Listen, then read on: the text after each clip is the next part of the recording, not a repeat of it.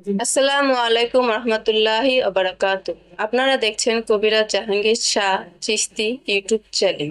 আজকের ভিডিওতে আপনাদের সকলকে স্বাগত।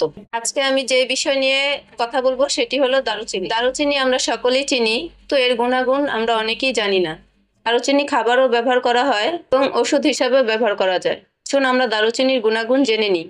যেমন এটি কফ বন্ধ করে, ব্যথা বন্ধ করে, গলা ও কণ্ঠস্বর ক্লিয়ার করে, খাবারের রুচি আনে, তৃষ্ণা মিটায়, রক্তস্রাব বন্ধ করে, দাঁতের ব্যথা বন্ধ করে। আসুন আমরা জেনে নিই কি কি লক্ষণ দেখা গেলে আমরা দারুচিনি খাবো। বিশেষভাবে যাদের ঘন ঘন রক্তস্রাব হয় তারা দারুচিনি সেবন করতে পারে। যাদের সর্দি কাশি আছে তাও সেবন করতে পারে। ক্যান্সারের রক্তক্ষরণ হলেও ক্ষুধা কম লাগে তারাও সেবন করতে পারে। মহিলারাও তাদের শারীরিক সমস্যার জন্য দারুচিনি সেবন করতে পারেন। দর্শক, দারুচিনি নিয়ে ভিডিও এই পর্যন্তই।